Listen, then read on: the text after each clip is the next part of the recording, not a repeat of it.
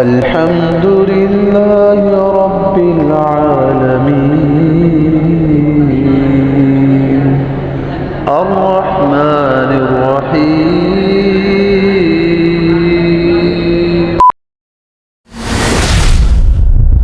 الحمد لله رب العالمين والصلاة والسلام على أشرف الأنبياء والمرسلين أما بعد فأعوذ بالله السميع العليم من الشيطان الرجيم بسم الله الرحمن الرحيم وما خلقت الجن والإنس إلا ليعبدون.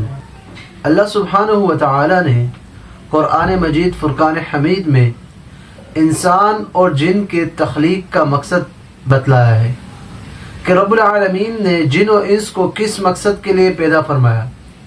رب العالمین نے سورۃ الذاریات میں فرمایا وما خلقت الجن والانس، اور میں نے جن اور انسانوں کو نہیں پیدا کیا الا مگر لیعبدون، تاکہ وہ میری عبادت کریں. اب عبادت کب درست ہوگی؟ عبادت تب ہی درست ہوگی کہ جب توحید درست ہوگا. انبیاء کا مشترکہ یہ دعوت توحید تھا. رب العالمین نے اس کا ذکر سورۃ النحل میں فرمایا وَلَقَدْ بَعَثْنَا فِي كُلِّ أُمَّةٍ رَسُولًا أَنِ اعْبُدُوا اللَّهَ وَاجْتَنِبُوا الطَّاغُوتَ، اور ہم نے ہر امت میں رسول بھیجا، اس کی ذمہ داری یہ تھی أَنِ اعْبُدُوا اللَّهَ وَاجْتَنِبُوا الطَّاغُوتَ، یہ کہ تم اللہ کی عبادت کرو اور طاغوت سے بچو. اسی طرح سورۃ الانبیاء میں رب العالمین نے فرمایا وَمَا أَرْسَلْنَا مِن قَبْلِكَ مِن رَّسُولٍ إِلَّا نُوحِي إِلَيْهِ، اور ہم نے نہیں بھیجا کوئی رسول آپ سے پہلے مگر نوحی الیہ، ہم اس کی طرف وحی کرتے تھے انہ لا الہ الا انا فاعبدون، حقیقت یہ ہے کہ میرے سوا کوئی معبود نہیں، فاعبدون، بس تم میری عبادت کرو. توحید کی بڑی اہمیت ہے. آپ جب قرآن و حدیث کا مطالعہ کریں گے آپ کو اس بات کا اندازہ ہوگا کہ توحید کی کتنی اہمیت ہے.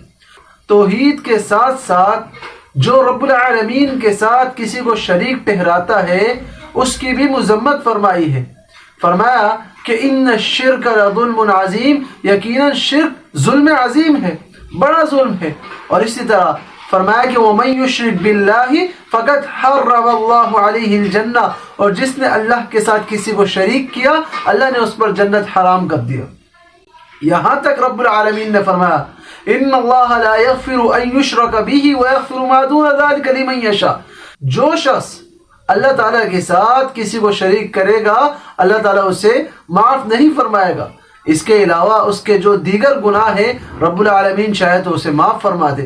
اسی طرح صحیح بخاری اور صحیح مسلم کی حدیث ہے، نبی مکرم صلی اللہ علیہ وسلم کا فرمان ہے کہ حق اللہ علی العباد، بندوں پر اللہ کا حق یہ ہے ان یعبدوہ، یہ کہ وہ اس کی عبادت کرے، ولا یشرکوا بہ شیئا، اور اس کے ساتھ کسی کو شریک نہ کرے.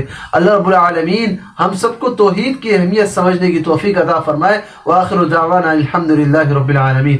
السلام علیکم ورحمۃ اللہ وبرکاتہ.